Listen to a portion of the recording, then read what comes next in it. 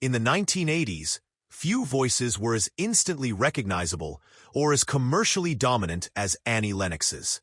As one half of the Eurythmics, she delivered a vocal performance on Sweet Dreams Are Made of This that became a defining sound of the era.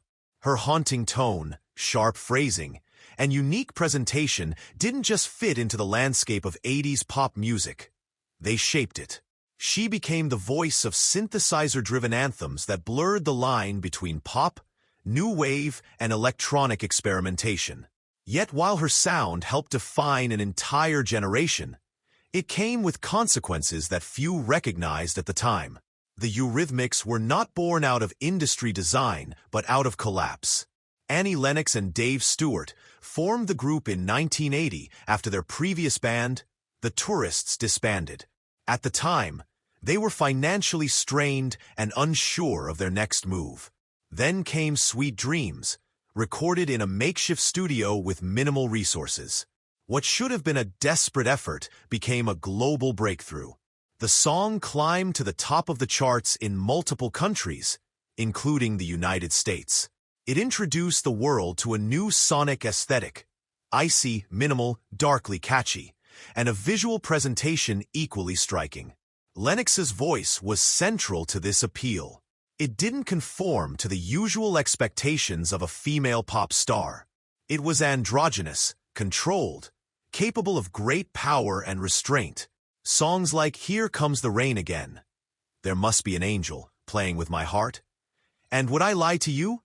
Showcased a range that was emotional but never sentimental. She sang with clarity and intention, cutting through the glossy production of the decade's commercial music landscape. But with that success came an identity built on contradiction. Lennox was constantly under the microscope, not just as a singer, but as a persona.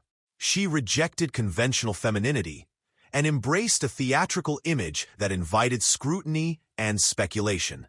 The public viewed her as both mysterious and confrontational, which helped build the Eurythmics brand, but also placed her in a position of constant interrogation.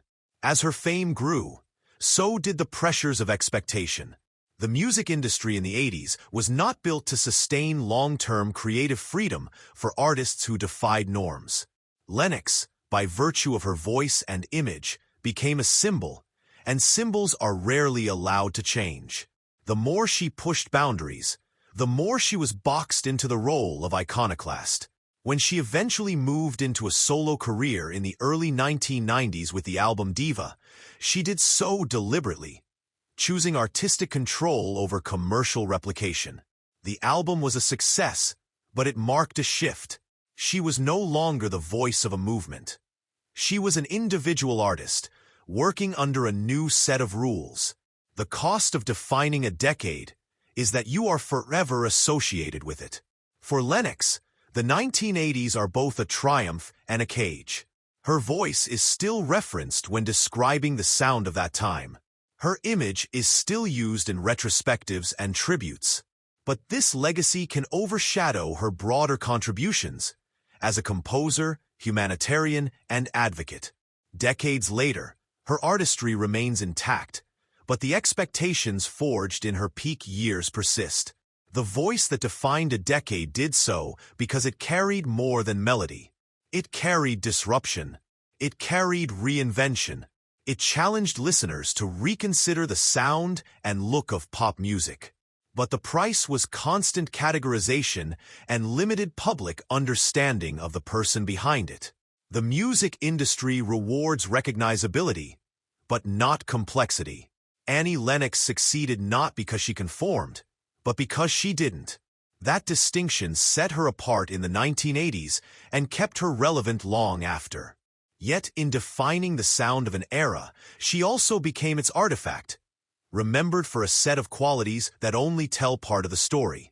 Behind every era-defining voice is a long arc of decisions, rejections, reinventions, and silences. In Lennox's case, the cost of defining the decade was never losing its echo,